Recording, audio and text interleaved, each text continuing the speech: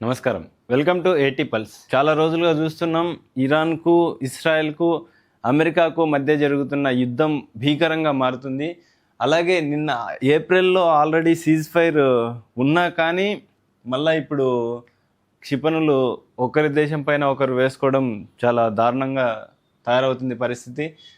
ఇక్కడ చూసుకుంటే Iran క్షిపణులను ప్రయోగించగా Israel వైమానిక దాడులతో ప్రతీకారం తీర్చుకుంది. పశ్చిమాసియాలో యుద్ధ తీవ్రతపై ఇప్పటి వరకు మనకు తెలిసిన విషయాలు ఇవే.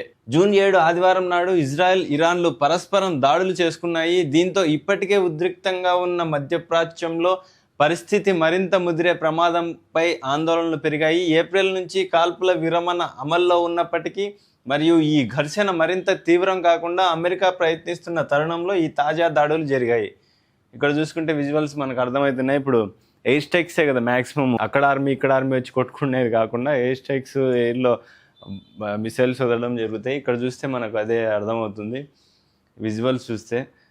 ఉత్తర ఇజ్రాయెల్ వైపు ఇరాన్ పలు దఫాలుగా క్షిపణి దాడులు జరిపిన తర్వాత ఈ హింస మొదలైంది. ఇజ్రాయెల్ అధికారుల ప్రకారం 4 వేర్వేరు దాడులలో కనీసం 10 క్షిపణులను ప్రయోగించారు.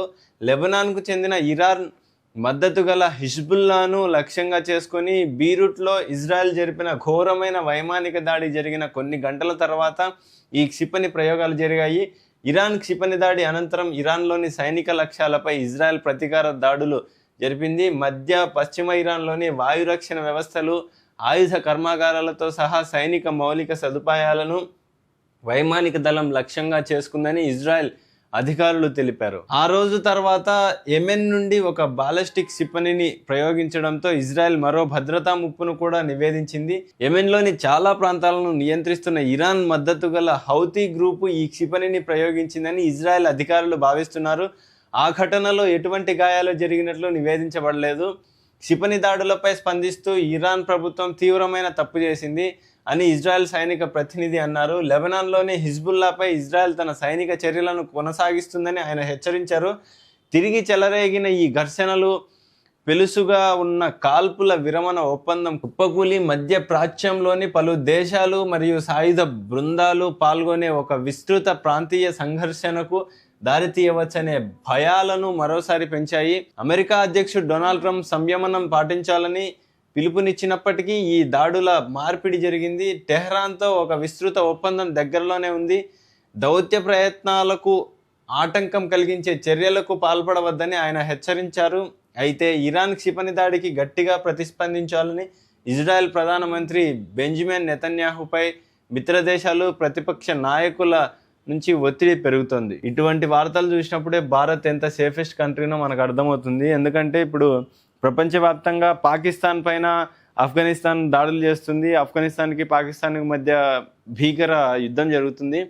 అండ్ పాకిస్తాన్లోనే బలూచ్, మాకు సపరేట్ దేశం కావాలని బలూచిస్తాన్ ఆర్మీ కూడా పాకిస్తాన్ పైన దాడులు చేస్తుంది. అక్కడ నుంచి బలూచిస్తాన్ నుంచి పాకిస్తాన్ ఆర్మీని తరిమి కొట్టడం కానీ, బార్డర్ను బలోపేతం చేయడం కానీ, సో ఇటువంటివి పాకిస్తాన్లో జరుగుతున్నాయి.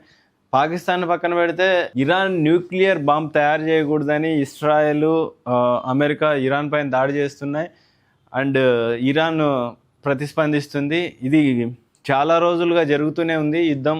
చాలా రోజులుగా కాదు, చాలా 2-3 నెలల నుంచి జరుగుతూనే ఉంది. ఈ యుద్ధం ఆగుతుందా, ఆగదా? ఈ యుద్ధం పేరుతో ఇరాన్ ఆ స్ట్రైట్ ఆఫ్ హర్మోజ్ దగ్గర టోల్ పెట్టేసింది. ఆ టోల్ పెట్టడం వల్ల చాలా వరకు క్రూడ్ ఆయిల్ ఏదైతే ఉందో అది ఇటు రావడం ఆగిపోయింది. ఆ స్ట్రైట్ ఆఫ్ హర్మోజ్ ఎప్పుడైతే కంట్రోల్లోకి వస్తుందో అప్పుడు ప్రపంచవ్యాప్తంగా ఈ క్రూడ్ ఆయిల్కి సంబంధించిన క్రైసిస్ తగ్గే ఛాన్సెస్ ఉంటాయి.